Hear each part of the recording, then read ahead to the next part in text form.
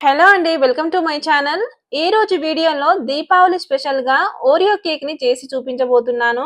ఈ కేక్ ని just 4 ingredients తోటి, అవి కూడా మనం రెగ్యులర్ గా యూజ్ చేసే ఐటమ్స్ తోటి చాలా ఈజీగా చేసుకోవచ్చు.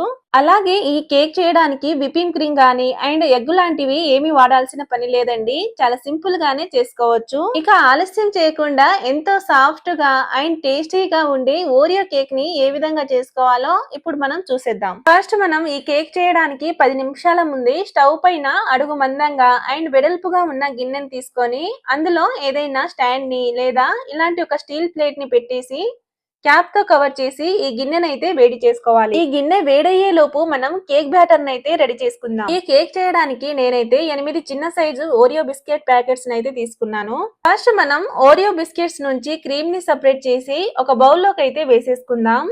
కావాలంటే మీరు క్రీమ్ సెపరేట్ చేయకుండా అలానే గ్రైండ్ చేసి కేక్ లా అయితే చేసుకోవచ్చండి. ఇలా అన్ని బిస్కెట్స్ నుంచి క్రీమ్ ని సెపరేట్ చేసి పక్కనైతే పెట్టేసుకుందాం. తర్వాత ఒక మిక్సీ జార్ లోకి క్రీమ్ సెపరేట్ చేసుకున్న బిస్కెట్స్ ని వేసి మెత్తని పౌడర్ లా గ్రైండ్ చేసుకున్నాక ఒక బౌల్ లోకి అయితే వేసేసుకోవాలి. ఇలా బిస్కెట్స్ ని పౌడర్ లా చేసుకున్నాక ఇందులో 1 టీ స్పూన్ బేకింగ్ పౌడర్ ని వేసి అంతా ఒకసారి బాగా కలుపుకోవాలండి. ఒకవేళ మీ దగ్గర బేకింగ్ పౌడర్ లేకపోతే ఈనో ప్యాకెట్ నైనా వేసుకోవచ్చు. బేకింగ్ పౌడర్ ని కలుపుకున్నాక ఇందులో గోరువెచ్చని పాలను పోసి కేక్ బ్యాటర్ లా అయితే రెడీ చేసుకోవాలండి. పాలను ఒకేసారి కాకుండా కొద్ది కొద్దిగా పోసుకుంటూ కలుపుకోవాలి. ఈ కేక్ బ్యాటర్ ని ఒకే డైరెక్షన్ లో తిప్పుతూ ఇలా రిబ్బన్ కన్సిస్టెన్సీలో వచ్చే వరకు బాగా కలుపుకోవాలండి. ఇలా బ్యాటర్ ని రెడీ చేసుకున్నాక కేక్ టీన్ లోకి కొద్దిగా ఆయిల్ ని పోసి లోపలంతా ఆయిల్ ని అయితే గ్రీస్ చేసుకోవాలి. ఆయిల్ ని గ్రీస్ చేసుకున్నాక రౌండ్ షేప్ లో కట్ చేసుకున్న బటర్ పేపర్ ని పెట్టి మళ్ళీ కొద్దిగా పైన నుంచి ఆయిల్ ని అయితే అప్లై చేసుకోవాలండి.